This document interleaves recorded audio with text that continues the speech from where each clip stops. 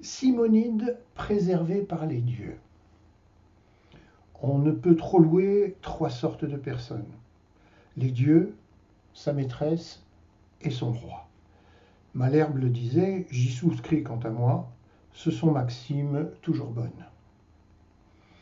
La louange chatouille et gagne les esprits, les faveurs d'une belle en sont souvent le prix. Voyons comme les dieux l'ont quelquefois payé. Simonide avait entrepris l'éloge d'un athlète, et, la chose essayée, il trouva son sujet plein de récits tout nus. Les parents de l'athlète étaient gens inconnus. Son père, un bon bourgeois, lui sans autre mérite. Matière infertile et petite.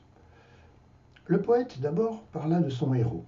Après en avoir dit ce qu'il en pouvait dire, il se jette à côté, se met sur le propos de Castor et Pollux, ne manque pas d'écrire que leur exemple était aux lutteurs glorieux, élève leur combat, spécifiant les lieux où ses frères s'étaient signalés davantage. Enfin, l'éloge de ces dieux faisait les 2/3 de l'ouvrage. L'athlète avait promis d'en payer un talent, mais quand il le vit, le galant n'en donna que le tiers, et dit fort franchement que Castor et Pollux acquittassent le reste. Faites-vous contenter par ce couple céleste. Je vous veux traiter cependant. Venez souper chez moi, nous ferons bonne vie. Les conviés sont gens choisis, mes parents, mes meilleurs amis. Soyez donc de la compagnie. Simonide promit. Peut-être qu'il eut peur de perdre, outre son dû, le gré de sa louange. Il vient, l'on festine, l'on mange, chacun étant en belle humeur. Un domestique accourt, l'avertit qu'à la porte 2 hommes demandaient à le voir promptement. Il sort de table, et la cohorte n'en perd pas un seul coup de dent. Ces 2 hommes étaient les Gémeaux de l'éloge.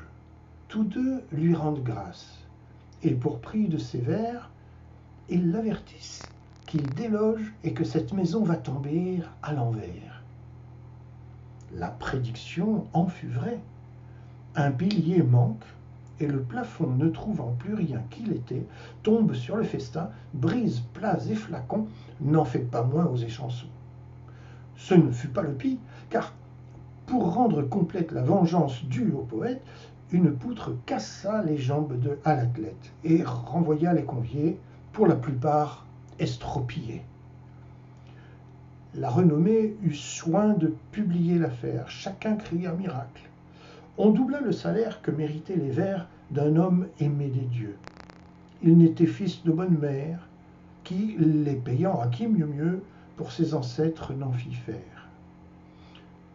Je reviens à mon texte, et dis premièrement qu'on ne saurait manquer de louer largement les dieux et leurs pareils. De plus, que Melpomène, souvent sans déroger trafique de sa peine, enfin qu'on doit tenir notre art en quelque prix.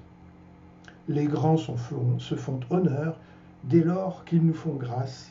Jadis, l'Olympe et le Parnasse étaient frères et bons amis.